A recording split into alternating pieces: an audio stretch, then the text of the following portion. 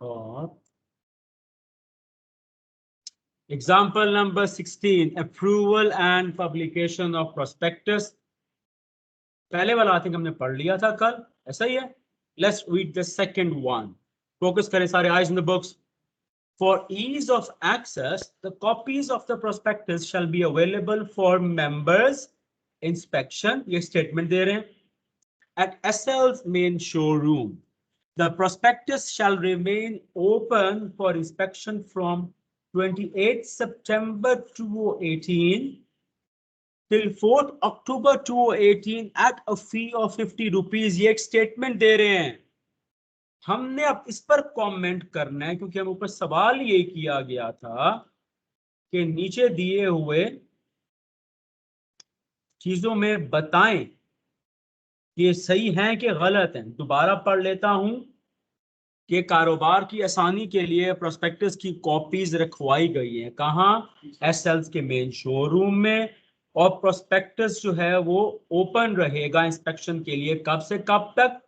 28 सितंबर 2018 से 4 अक्टूबर इस प्राइस पर। इस स्टेटमेंट पर कमेंट करना है। तो क्या कमेंट करोगे आप? देखो लिखा हुआ नीचे, कहाँ लिखा हुआ है? Third paragraph.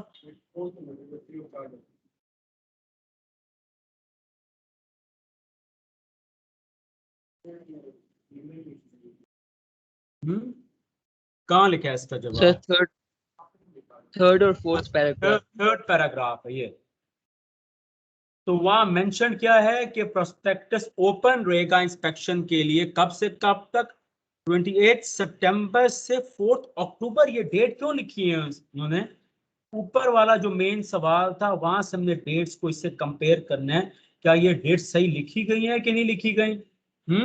28 सितंबर और 4 अक्टूबर। ये कब हो रहे हैं हमारे? सब्सक्रिप्शन स्टार्ट हो रही है हमारी 7 अक्टूबर 2018 से, ठीक है।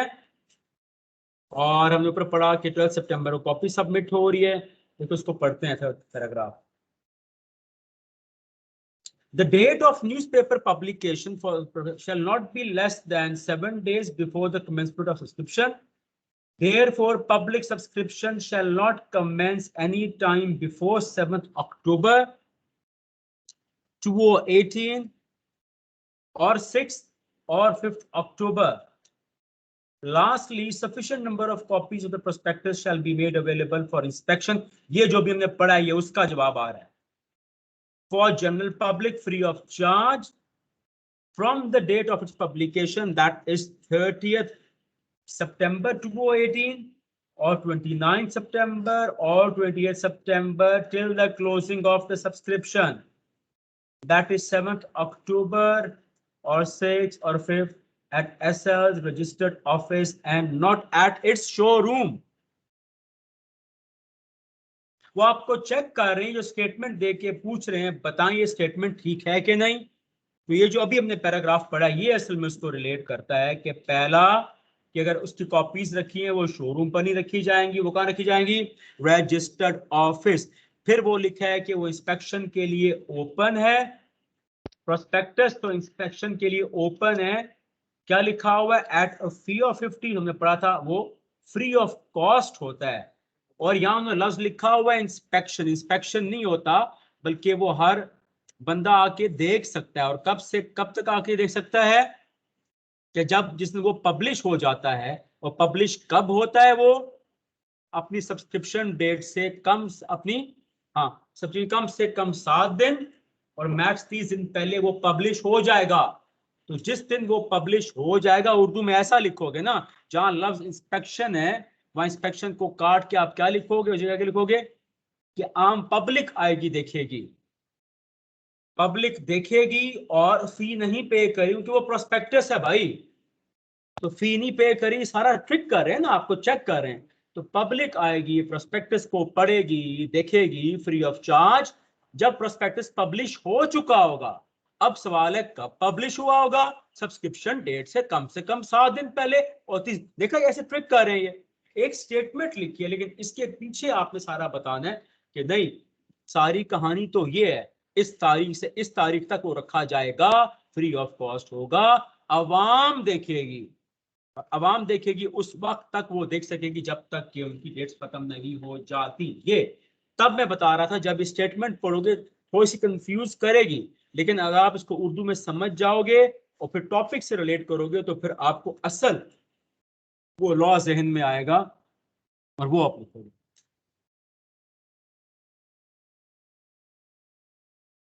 फिर एक और स्टेटमेंट दे रहे हैं, देखो जहां मेरा कर्सर है ये, the prospectus would be published in a popular fortnightly Urdu newspaper, fortnightly Urdu magazine on 30 सितंबर। क्या ये स्टेटमेंट ठीक है? तो ठीक कैसे करोगे No, इसको? sir.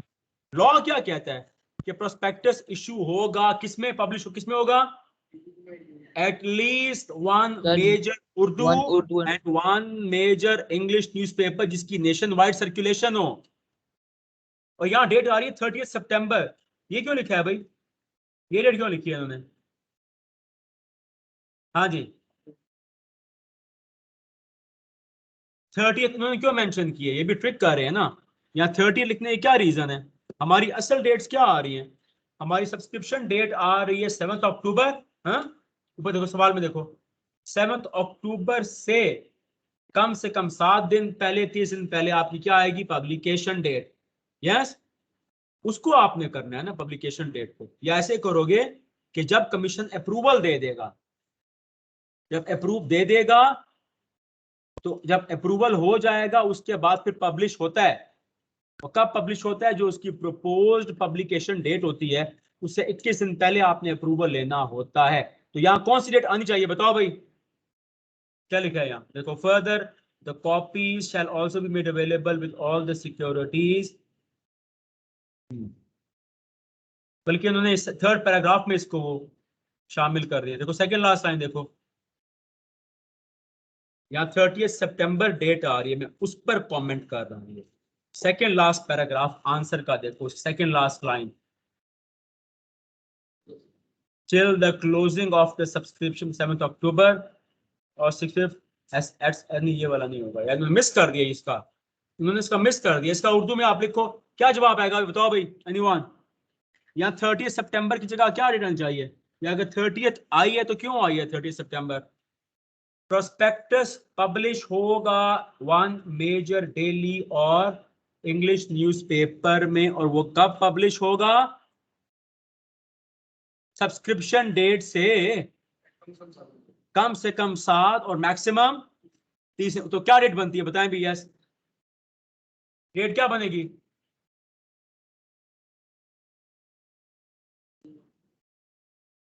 ये इन्होंने लिखा हुआ, बल्कि थर्ड पैराग्राफ उल्टा उन्होंने कर दिया, उल्टा सीधा किया हुआ है। ये थर्ड पैराग्राफ की फर्स्ट टाइम में देखो, lastly sufficient number of copies shall be made available for inspection public free of charge from the date of its publication, that is 30 September. हाँ 30 क्यों आई है? क्योंकि 7 अक्टूबर है ना, साथ लिख दो ना। हाँ, तो 7 अक्टूबर आपकी सब्सक्रिप्शन डेट है ना, उससे 30 दिन से कम 30 दिन पहले, इसलिए आई है 30 सितंबर। समझाई कि नहीं आई सबको भी? एनी क्वेश्चन यहां तक? कोई सवाल? तो कम से कम 30 है ना, उससे पहले भी तो आ सकती है ना। मैक्स 30 डेज है ना, या 30th आ गई, 29th आ गई, 28th आ गई, ऐसा ही है ना। कम से कम 7 दिन पहले, तो ये डेट ठीक है। और लास्ट सवाल क्या है हमारा? Public subscription would commence on 5th October, क्यों भी ठीक है ये date? 5th October.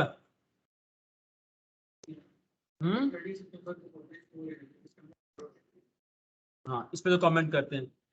Further, the copy shall also be made available with all the securities exchanges of the country, with all the bankers to the issue, the concerned registrar, balloter, and the concerned agency, if any, and should also be uploaded. ये तो उन्होंने अलग कर दिया है, और इसका इन्होंने ऊपर नीचे किया हुआ है ना असल में। Public subscription Sir, fourth paragraph, last line.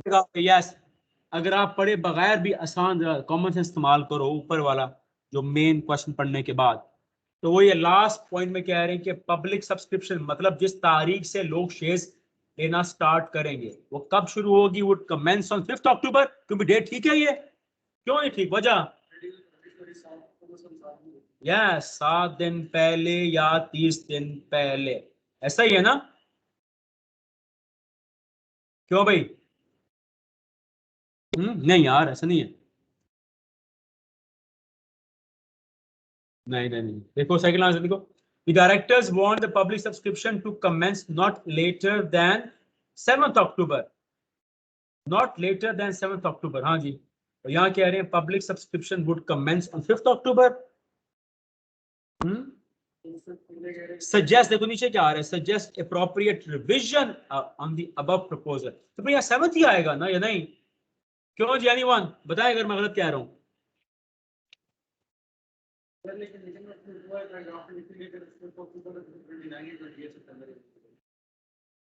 Public subscription to commence not later than 7th October, वो कह रहे हैं 7 से आगे ना जाए, तो फिर क्या 5 रखी जा सकती है?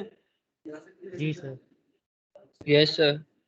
रखी तो जा सकती है ना, लेकिन अगर आप वो रखेंगे तो फिर आपको बाकी चीजें बदलनी पड़ेंगी। हाँ बताओ।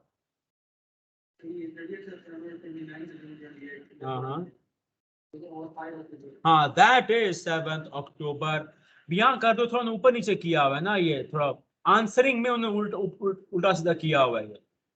Till the closing of the subscription, that is 7 और 6 और 5, तो आप तीनों डेट्स को आप रख सकते हो, मना तो नहीं है ना, उनके लॉ ही हमें ये कह रहा है, बोर्ड यही कह रहा है कि हम चाह रहे हैं कि पब्लिक सब्सक्रिप्शन स्टार्ट हो, बस 7 तारीख से आगे ना जाए, या 7 रख लो या 6 रख लो या 5 रख लो। तो यस, जो आखिरी जुमला है ये वाला, public subscription would commence on the 5th, तो हम कहते हैं हाँ भी ठीक है, समझ आ रहा है?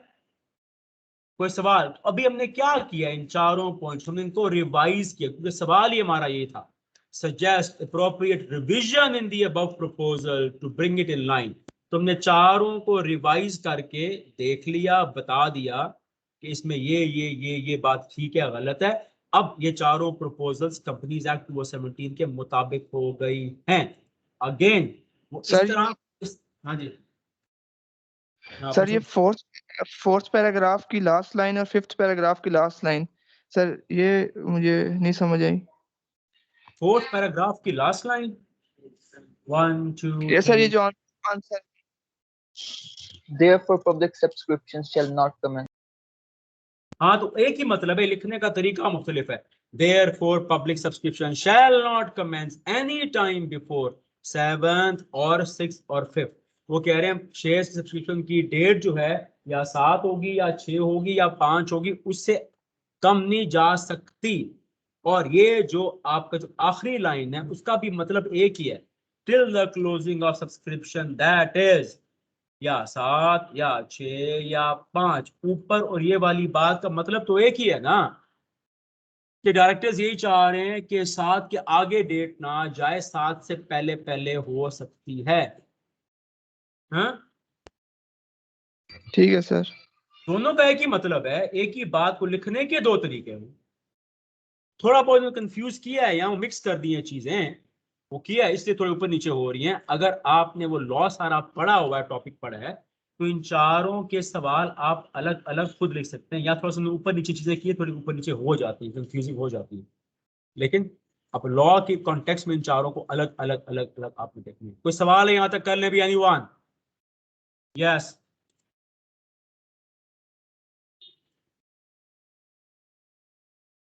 Move on. Experts opinion. पहली बात, एक्सपर्ट होता कौन है? Expert includes a banker, bank में काम करने वाला बंदा, सिक्योरिटीज एडवाइजर, मतलब वो एडवाइजर जो आपको मशवरा देगा कि कौन कौन सिक्योरिटी खरीदी जाए, इंजीनियर, वैल्यूअर जो प्रॉपर्टीज की कीमतें लगाता है, वो उसको लाइसेंस याफ्ता होता है, वो अकाउंटेंट, आप लोग लॉयर्स, हम लोग, any other person whose profession gives authority to a statement, मतलब कोई ऐसा बंदा जो अपने पेशे में माहिर हो और उसके पेशे की वजह से लोग उसकी बातों पे अमल करते हों। आसान मिसाल दूंगा, शाम को आप बैठे होते हैं टीवी पे, सारे एडवर्ट्स आते हैं कि नहीं आते? शायद अफरीदी आ गया, फलां आ गया, फलां आ गया, फलां आ गई, सारों की बातों को लोग, कंपनीज उनको लाखों रुपया देती हैं। वसीम अकरम साहब आ गए, लाखों करोड़ों रुपया देती हैं। क्यों? पता है अवाम इनकी बात गौर से सुनेंगे। वो अपने पेशे की वजह से इतने काबिले एतमाद हो गए हैं कि लोग उनकी बात मानते हैं। वही चीज यहाँ प्रोस्पेक्टस में होगी। जैसे कायदे यूनिवर्सिटी का जब प्रोस्पेक्टस छपता है तो फॉर एग्जाम्पल कोई बंदा पॉलिटिशियन बन गया है, किसी इदारे का चेयरमैन बन गया है, उससे कहेंगे यार अपनी स्टेटमेंट तो दे दो हमारे प्रोस्पेक्टस में, ताकि जब लोग तुम्हारी बात पढ़ेंगे एतमाद करेंगे, यहाँ आएंगे। तो एक्सपर्ट वो बंदा है जिसको अब उसका प्रोफेशन उसको काबिल एतमाद बनाता है, बशर्ते कि अपने प्रोफेशन का काबिल बनना, ये चाहे कोई सा भी। यार डन। अब एक्सपर्ट बनने की कुछ शराइत हैं। A prospectus shall not contain a statement purporting का मतलब क्या होता है? Showing to be made by an expert unless the expert is a person who has not been engaged, interested in the formation or promotion. Simple है यार। Expert वो बंदा होता है जिसका कंपनी के बनाने और चलाने में कोई अमल दखल ना हो, फुल स्टॉप। एक्सपर्ट वो बंदा है जो बिल्कुल इंडिपेंडेंट होगा, गैर जानिबदार होगा। कंपनी को बनाने में चलाने में उसका काम होगा तो फिर तो कंपनी की मफाद में बात करेगा ना। वो बिल्कुल न्यूट्रल बंदा हो, इंडिपेंडेंट हो, कंपनी को बनाने में चलाने में कोई किरदार ना हो, ताकि बिल्कुल इंडिपेंडेंट बात करे, सच बात करे कंपनी के प्रोस्पेक्टस में। क्यों? प्रोस्पेक्टस आगे किसके पास जा रहा है? मेंबर्स के पास जा रहे हैं ना। तो लिहाजा उसको ख्याल करना है कि मैं बिल्कुल एक इंडिपेंडेंट राय दूं। आगे आ जाओ। Consent of expert, section numbers आप इग्नोर करेंगे। एक्सपर्ट का कंसेंट कैसे लिया जाएगा? भी रजामंदी। Prospectus that contains a statement promoting to be made by an expert. अगर एक प्रोस्पेक्टस में एक एक्सपर्ट की स्टेटमेंट मेंशन्ड है, अगर और to be based on a statement made by an expert. देखो दो बातें। पहला क्या है? A statement purporting to be made, एक ऐसी स्टेटमेंट जो कि एक्सपर्ट ने दी हो, या कोई ऐसी बात जो एक्सपर्ट की स्टेटमेंट पर मबनी हो। अगर समझ आती है ये बात। प्रपोर्टिंग टू बी मेड बाय मतलब एक एक्सपर्ट की दी हुई स्टेटमेंट। हाँ।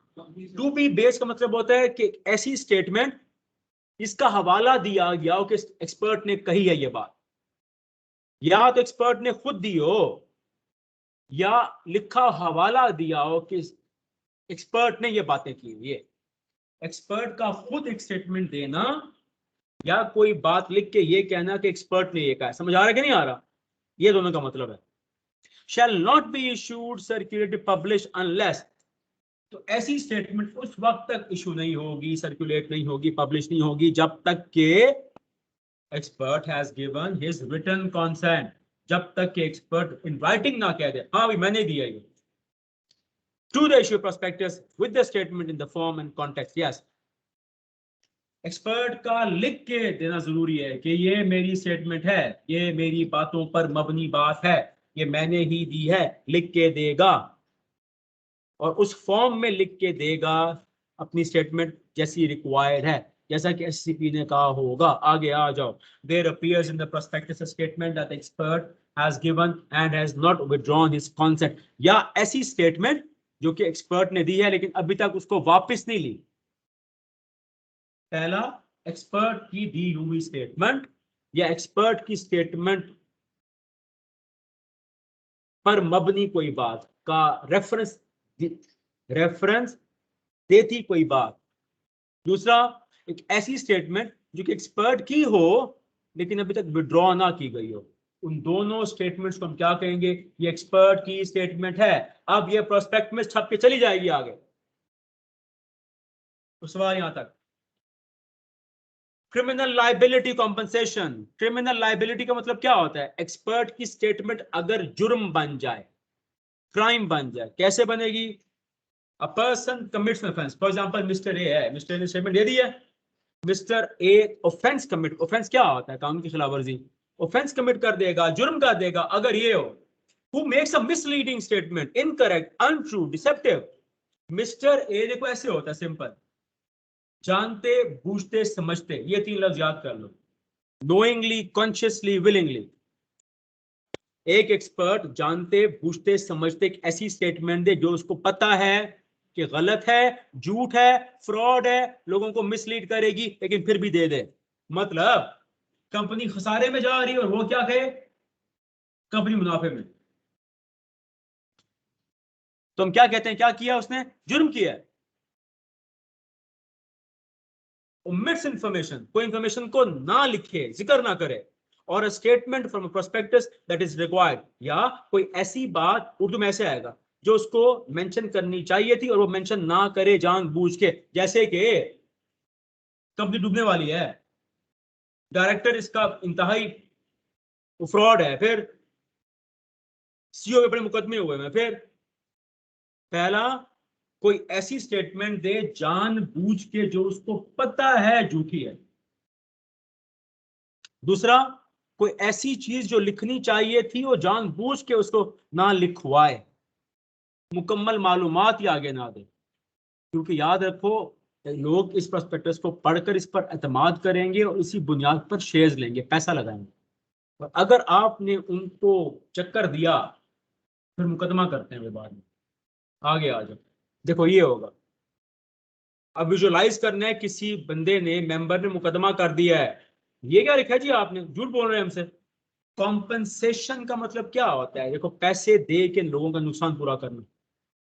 फॉर फॉल्स और misleading prospectus, every offerer issuer मतलब company director of an offerer और issuer any person who has signed the prospectus, simple, जिन जिन लोगों के प्रोस्पेक्टस पर साइन होंगे, शैल बी लायबल मतलब जिम्मेदार होंगे, किस चीज के, पे कॉम्पनसेशन, पैसे अदा करेंगे भाई।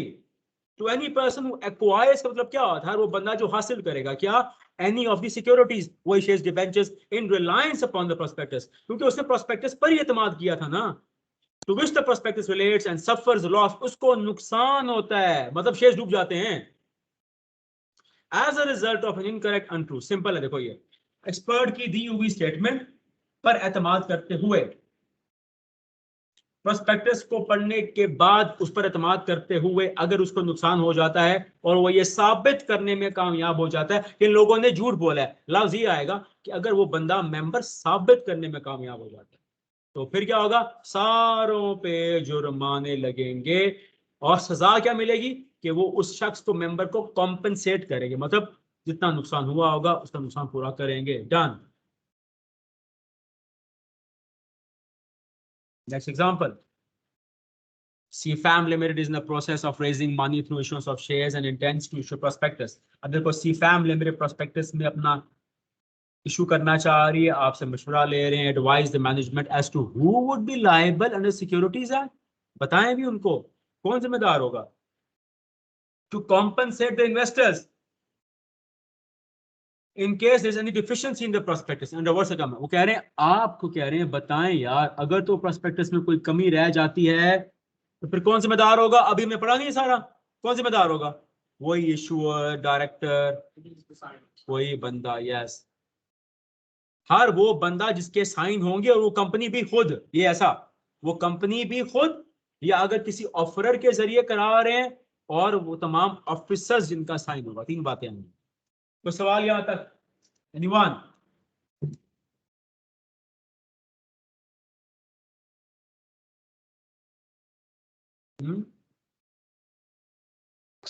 सर एक्सपर्ट भी लायबल होगा?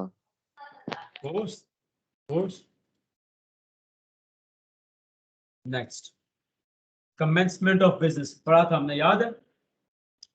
बिजनेस स्टार्ट करना, हमने कहा था कंपनी को दो सर्टिफिकेट चाहिए होते हैं, कोई सर्टिफिकेट ऑफ इनकॉर्पोरेशन और एक certificate of commencement of business. ये आमतौर पे किनको चाहिए होता है, पब्लिक कंपनीज को चाहिए होता है। चले जी, अब हम पढ़ रहे हैं बिजनेस कमेंसमेंट का सर्टिफिकेट हासिल करने की शराइत क्या होती है। कंपनी इनकॉर्पोरेट हो चुकी है, अब वो काम करना चाह रही है, और कौन सी कंपनी, पब्लिक कंपनी। क्या शर्त है कि आप बिजनेस शुरू करने, कमेंस करने का सर्टिफिकेट। चले आगे, रिक्वायरमेंट ये आएगी, देखो आप पढ़ो, शर्त क्या है, मिनिमम सब्सक्रिप्शन, ये लफ्ज को याद कर लो, means the amount if any fixed by the memorandum or articles upon which the directors may proceed to allotment, if no amount is fixed the whole amount of share capital। इसको उर्दू में लिखो, जल्दी करो, स्पीड अप।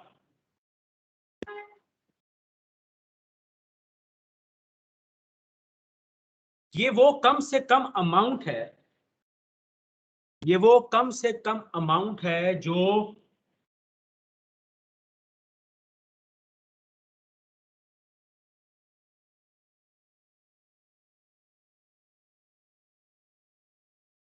मेमोरेंडम और articles में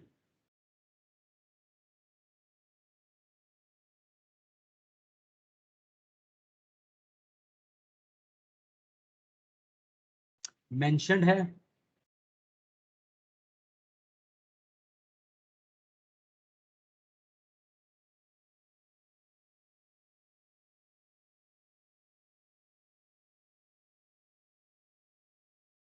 और जिसके बगैर कंपनी अपना बिजनेस स्टार्ट नहीं कर सकती। Full stop.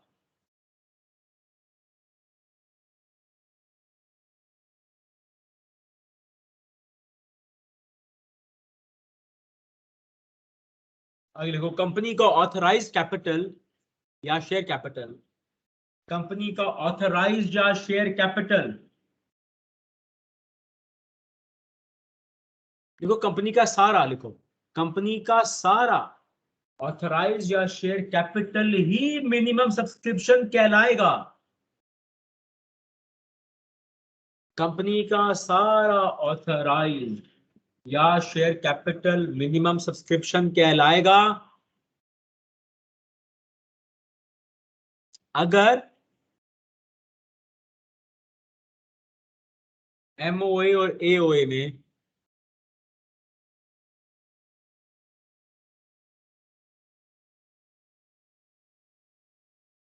ऑथराइज कैपिटल से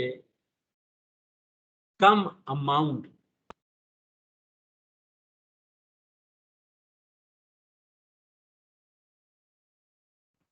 सर एमओए और एओए में आगे ऑथराइज कैपिटल से कम अमाउंट का जिक्र नहीं है तो यस। तो इसको रिपीट करेंगे पूरे को, एक मिनट थोड़ा सा आखिर वाला मिस हो गया। स्टार्ट से पढ़ो। ये वो कम से कम अमाउंट है, आगे, जो मेमोरेंडम और आर्टिकल्स में मेंशन्ड है और इसके बगैर कंपनी अपना बिजनेस कमेंस या स्टार्ट नहीं कर सकती। आगे, कंपनी का सारा ऑथराइज या शेयर कैपिटल मिनिमम सब्सक्रिप्शन कहलाएगा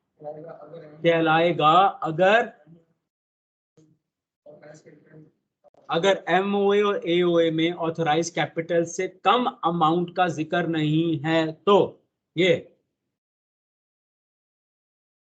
मजीद आसान कर लो।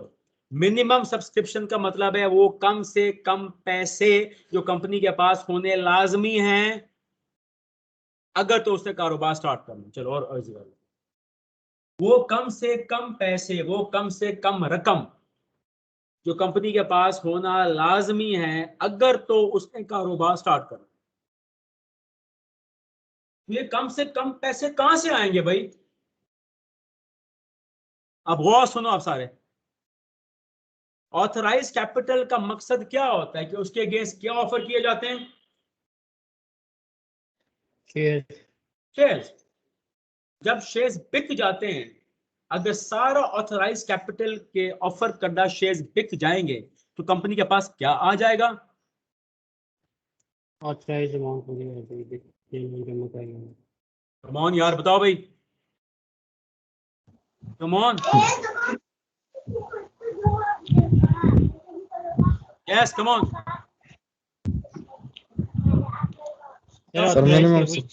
अमाउंट आ जाएगी। क्या आ जाएगा? ऑथराइज कैपिटल के इक्वल की अमाउंट आ जाएगी। हाँ ठीक है, उसका टर्म भी होती ना यार। सारे ऑथराइज कैपिटल के अगेंस्ट ऑफर्ड करदा शेयर्स अगर बिक जाते हैं तो जो पैसा आएगा वो अब क्या कहलाएगा? Paid up capital. Share capital. Paid up capital कितनी मरतबा बताया हुआ है? पे कर दिया लोगों ने भाई। दोहराओ सारे इसको उर्दू में। ऑथराइज कैपिटल के अगेंस्ट जो शेयर्स ऑफर किए जाते हैं, सारे शेयर्स जब बिक जाएंगे, बिकने का मतलब क्या होता है? कोई खरीदेगा ना, जब खरीदेगा तो फिर पे तो नहीं करेगा ना। हाँ भाई, किसने बोलना नहीं आप? क्यों भी हमजा अली? जब ऑथराइज कैपिटल के अगेंस्ट जो शेयर्स, कोई बोले ना आप, ऑथराइज कैपिटल के अगेंस्ट जो शेयर्स ऑफर होंगे, जब वो ऑफर करदा शेयर्स सारे बिक जाएंगे तो बिकने के लिए जब जो पैसा आएगा, इसका मतलब है वो बिके हैं, लेकिन किसने पे तो नहीं किया ना। तो भी हमजा अली, हाँ भी हमजा अली, बिके हैं तो मतलब पे तो क्लियर है ना, फिर ही बिके हैं। बंदे पे तो किया तभी तो बिके हैं। जब वो पे करेंगे तो फिर जो पैसा आएगा कंपनी में वो क्या कहलाएगा?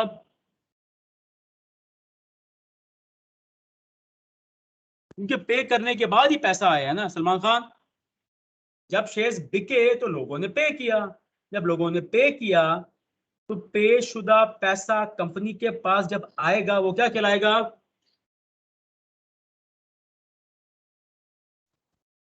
Capital sir. क्या कहलाएगा? एनीवन? हाँ भी, कौन बताएगा? Paid up capital. Paid up capital. यार पेड अप कैपिटल सारा सत्यानाश कर दिया पढ़ाए हुए का। ऐसे परेशान बैठे थे, मैंने पूरी कायनात का सरकमफ्रेंस पूछ लिया, पूरी यूनिवर्स का, ब्लैक मैटर का सवाल कर दिया इनसे। और ये अभी स्पून फीडिंग करने के बाद ये हालात है। इसको उर्दू में लिखो सारे यार, परेशान पता नहीं ऐसे बड़े अपनी रॉकेट साइंस बता दिए। जुमला लिखो उर्दू में सारे। ऑथराइज कैपिटल के अगेंस्ट ऑफर्ड करदा सारे शेयर्स जब बिक जाते हैं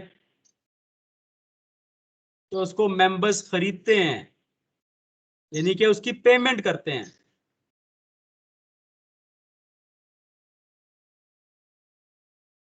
और पेड शुदा रकम जब कंपनी के पास आती है तो फिर क्या कहलाती है? Paid up capital. वो ऑथराइज कैपिटल अब पेड अप कैपिटल कहलाएगा। सारे इसको पढ़ो, मैं आपको पूरे 2 मिनट दे रहा हूं, पढ़ के अभी अभी याद करो इसको सारा।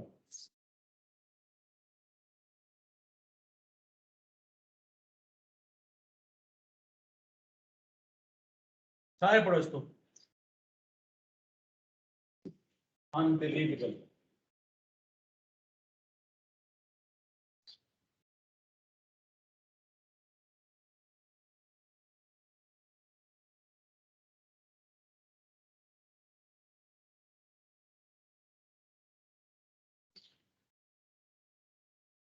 अब पेड अप कैपिटल का एक और नाम है, तो क्या नाम है?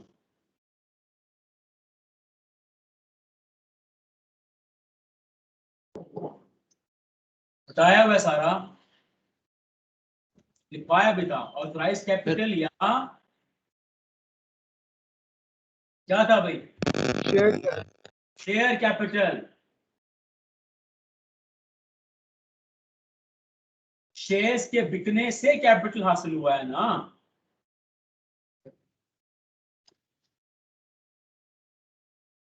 टॉपिक हम क्या पढ़ रहे हैं? हम तो पढ़ रहे हैं मिनिमम सब्सक्रिप्शन पढ़ रहे हैं। इसके साथ उर्दू में लिखो, वो कम से कम पैसा जो कंपनी के पास लाजमी होना चाहिए अगर उसने कारोबार स्टार्ट करना है। ऐसे का जुमला लिखो सारे ताकि रट्टे ना लगे। मिनिमम सब्सक्रिप्शन वो कम से, ये इतना टाइम कैसे हो गया यार? 42, अनबिलीवेबल। पढ़ा क्या? 2 लाइनें।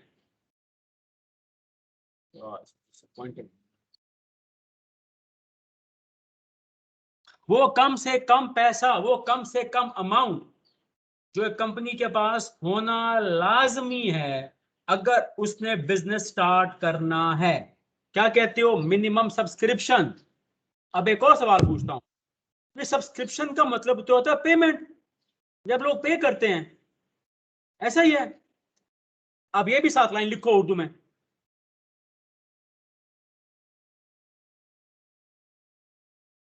ये कम से कम पैसा कंपनी के पास तब आएगा जब उस अमाउंट जितने शेयर्स बिकेंगे या सब्सक्राइब होंगे।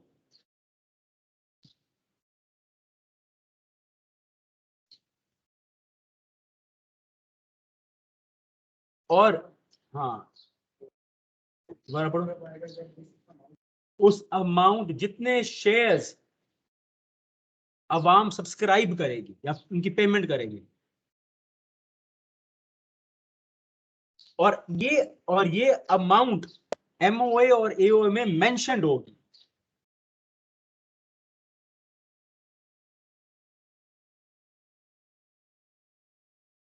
जो कि ऑथराइज्ड कैपिटल से कम भी हो सकती है।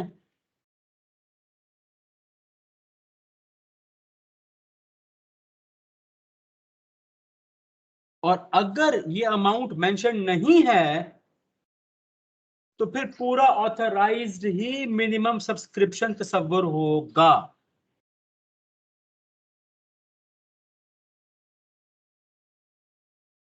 यानी कि पूरे ऑथराइज कैपिटल की अमाउंट जितने शेयर्स सब्सक्राइब होने पड़ेंगे। ये पूरी कहानी बता दी अब आपको, इससे आसान नहीं हो सकता। मैं आपको 2 मिनट दे रहा हूं, सारे बच्चे सारी कहानी को पढ़ो स्टार्ट से, जितना मैंने लिखवाया है इसका सारी कहानी को पढ़ लो, फिर ये खुलेगा आपका कॉन्सेप्ट सही। सारे पढ़ो जितना लिखवाया मैंने अभी, सब्सक्रिप्शन के मुतालिक जितना लिखवाया सारे पढ़े अभी आराम से, स्लो पढ़ो, शाबाश खुद ही पढ़ो। खुलना चाहिए कॉन्सेप्ट बिल्कुल।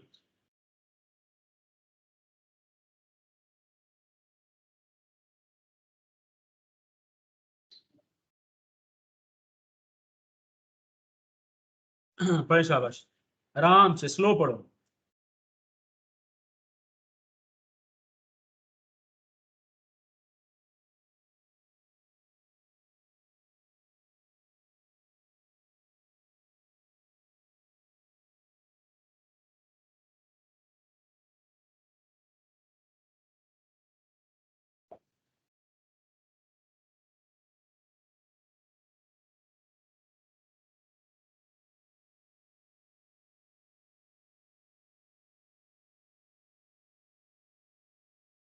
कोई सवाल भी एनीवन इस पर? कोई सवाल? कोई बच्चा अभी? Any question? जान आगे आ जाओ। अब देखो दोबारा पढ़ता हूं, एक लाइन थी इसमें। Minimum subscription means the amount if any fixed by the memorandum और articles upon which the directors may proceed to allotment.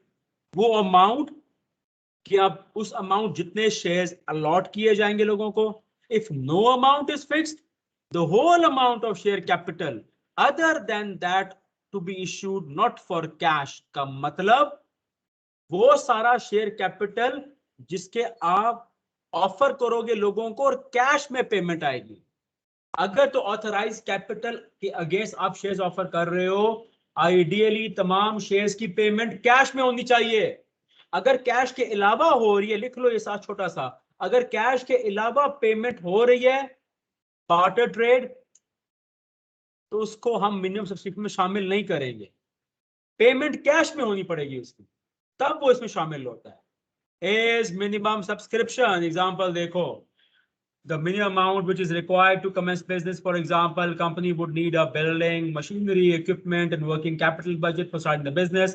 Without sufficient fund for all, this company is not able to commence. मैंने पहले दिन बताया था आपको authorise capital कहाँ रखा होता है, एक तरह से मैंने समझाया था, वो रखा है सेविंग्स अकाउंट में, याद है? उसके बिकने के बाद जितना पैसा आता है वो करंट अकाउंट में आता है। तो ये जब शेयर्स बिकेंगे पैसा किधर आएगा? करंट अकाउंट में आएगा ना, उससे आप काम करोगे, उससे आप बिजनेस करते हैं। डन जी एनीवन? ठीक हो गया? अब इसी को आगे एक्सप्लेन कर रहे हैं, दोबारा रिफ्रेजिंग कर रहे हैं। ये खाली आखिरी पॉइंट एक अलग चीज है, इसको पढ़ते हैं हम।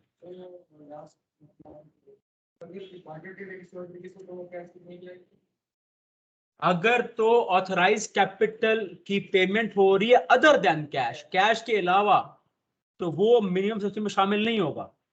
पेमेंट हमें कैश में होनी पड़ेगी, कैश चाहिए, cash. No no no, cash cash, पैसा चाहिए, लिक्विड कैश। अब देखो भी, conditions for commencement of business. अब पब्लिक कंपनी, याद रखो ये वाली रिक्वायरमेंट किस पर शामिल होती है? पब्लिक कंपनीज पर।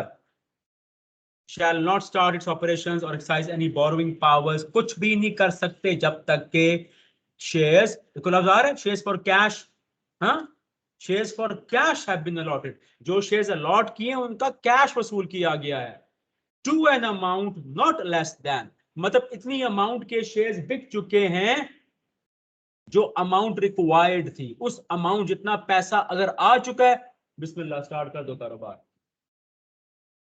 Every director of the company has paid to the company full amount, और yes, इसके साथ डायरेक्टर्स भी, याद होगा आपको कि अगर डायरेक्टर्स ने अंडरटेकिंग दी हुई है कि पेमेंट करेंगे तो बेहतर है उसी वक्त पेमेंट कर दी हो, और अगर नहीं की तो फिर कब तक पे करना लाजमी होता है? हाँ भाई,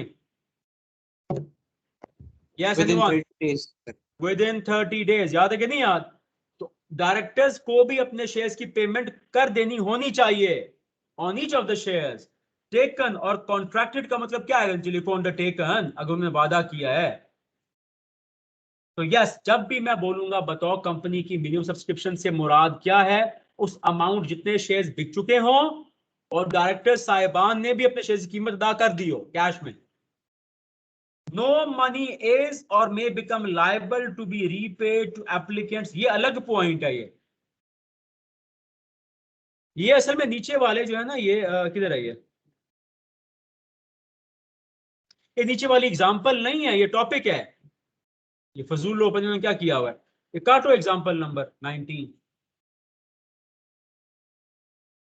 ये थर्ड पॉइंट के साथ लिंक करो, ये लॉ है, ये सी का एक्सप्लेनेशन है, ये सी पॉइंट है, ये अलग चीज है। ये टाइम ही गुजर जाती है, टाइम कैसे गुजर जाती है? गॉड, इसके बाद कितने चैप्टर रह गए हैं यार? एक के दो हैं? 2 chapter.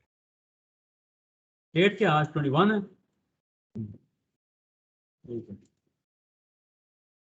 So let me mark your attendance. बस ये भी खत्म हो जाएगा। ये क्या 21 है ना? हाँ ठीक है, ये 20 है। हाँ, इस महीने के एंड तक खत्म हो जाएगा सारा, विल रैप इट अप। और फिर इंशाल्लाह हमारे पास कितना टाइम बचा हुआ है? अगला महीना क्या आ रहा है? जून आ रहा है।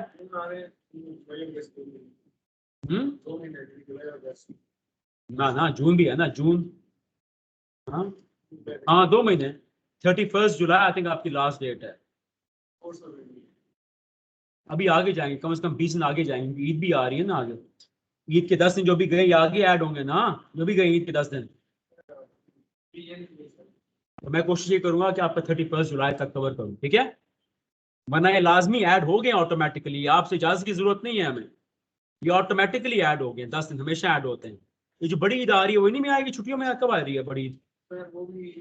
इन्हीं में आएगी। फिर आप तैयार हो जाए, समझा कि प्रेप लीव गई, सारे तैयार हो जाए, बता रहा हूं मैं। ये दोनों के 10-10 दिन ऐड होंगे ईद के, वो उल्टा है भी ये ऑनलाइन का। तो तैयार हो जाओ, प्रेप लीव आपकी होती है 1 महीने की, समझो वो तो गई, वो गई।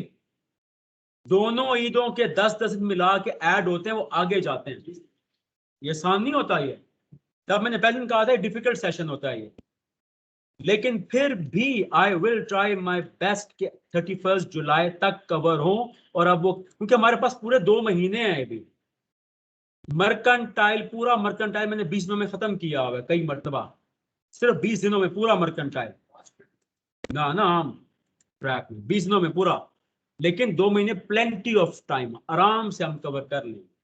फिर भी मसला हुआ तो एक्स्ट्रा क्लासेस लगती हैं, वो लगाएं, 31 जुलाई को करें और फिर पूरा महीना आप जाएं, मुझे कोई इशू नहीं, राइट? तो बस जैसे मैं कहूं वैसे ही आपने चलना है। टीचर की बात को हुक्म समझा जाता है, कहते करते हम रिक्वेस्ट ही हैं, लेकिन उसको अपने लिए ऑर्डर समझो। टीचर की बात फॉलो करोगे, बेनिफिशियरी आप ही होंगे। Abdul Basit absent, Abdul Moiz present sir. Abdul Rafe absent, Ahmad, Abu तवाब,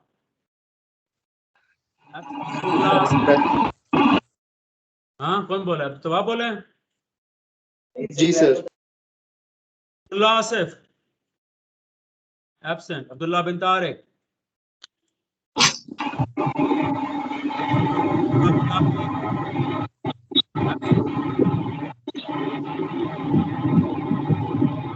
Present, sir. Maskandar present है, बैराम एब्सेंट है, Ghulam Mohammad, Present, sir. Present. Hafiz Mubashir, Present, sir. Present, Haider absent, Hamza Ali, Present, sir. Hamza Younus absent, Hasan Abbasi absent, Hasan Khan, present sir. Hina Shaheen, Hina absent, Ifra absent, इकरा, उसका माइक नहीं चल रहा इसका सर। इफ्रा इफरा प्रेजेंट है, इकरा प्रेजेंट है, Iqra, yes. Khadija absent, Khalid Khan absent, Laiba Iftikhar, present sir. Maham, present. Maheen, present. Mariam, present. Mohammad Abdullah, Ehsan Jamil absent, Mohammad Ali, present sir. Armaghan absent, Hamza Khan, present. Imtinan absent, Mohammad Usama absent, Saad absent, Shahzeb, sir Mohammad Saad present. Saad present है, Shahzeb absent, Wasi Yusuf, Wasi Yusuf absent, Mohammad Yusuf absent, Zain Amjad absent, Najeebullah, Present, sir. Sir Mohammad Shajeeb present है। हाँ नजीउल्लाह Mohammad present, शाजीब। कौन? Mohammad शाजीब। Shahzeb present है जी। और कोई? नायाब present. Present, Nimra Gul absent, Numan, Present, sir. Ismail, present sir. Salman Haider, Present. Salman Khan, Salman Khan, present sir. Sir. Salman Tayyab, present sir. Sherbano, Sherbano absent, Ammar Ali, present sir. Hassan Mushtaba absent, Ismail Shah, present sir. Saifuddin, present sir. Alina absent, Taqdees absent, Umar Majeed, present. Umar Farooq, Present, sir. Yusra, present. Zainab absent, Zayan, Present, sir. Zuhaib Ali absent. Done. ठीक हो ना? आप check कर लें भी attendance. ठीक हो गया। Right, that's all for today, or inshallah I'll see you tomorrow. Okay, thank you, Allah Hafiz.